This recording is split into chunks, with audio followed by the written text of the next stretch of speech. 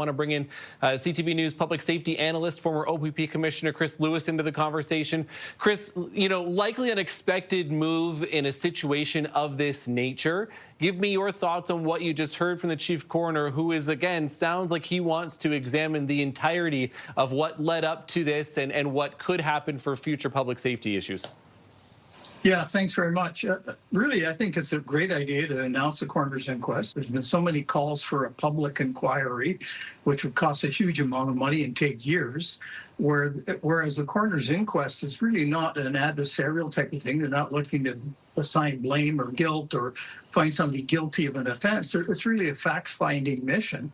And the important part of it will be really what happened, could it have been prevented, or the things that they could do in future to maybe prevent similar events. And hopefully we'll close some of the loops on those issues that have been bugging people around the firearms, who ordered them returned, who did they get returned to, and all the issues around that. We just want to be clear, nothing that the inquest finds will necessarily be legally binding, but they often make recommendations to, you mentioned the public inquiry. Those can be, as you talked about, it cost a lot of money. They can go on for a very long time. Do you agree that this is the route to go right now, or do you think ultimately there should be both, at least at this point, given the nature, again, of what happened?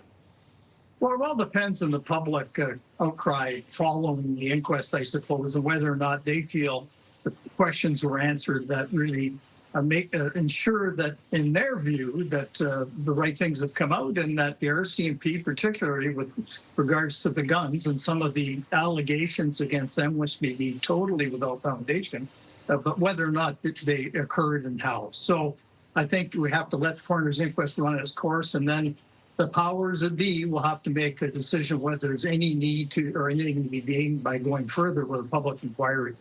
And at least at this point, too, Chris, people want answers. It's always a matter of wanting answers very quickly. But, your best guess on, we didn't hear from the coroner on timeline and about when this could happen and how long it might take. I can't imagine that we'll start within 6 months because the RCMP, of course, are doing the criminal investigation. Not sure how much longer they have to go on that. I mean, they're not preparing for a trial, so I would imagine they're relatively close to being finished.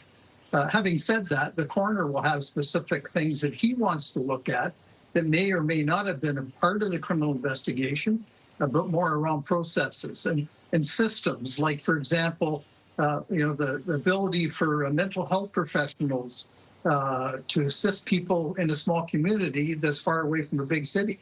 I mean, that's going to be an important issue here. Could the individual have got more mental health help?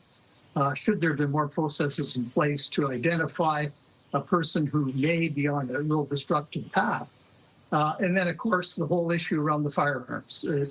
That's going to be key in terms of who are they taken from, who are they given back to, why did that occur, where was the killer living at the time? And those questions may well be answered to everybody's satisfaction, but the process has to happen for that to occur. Okay, CTV News public safety analyst Chris Lewis. Chris, always appreciate your insight. Thanks for this, sir. Thank you.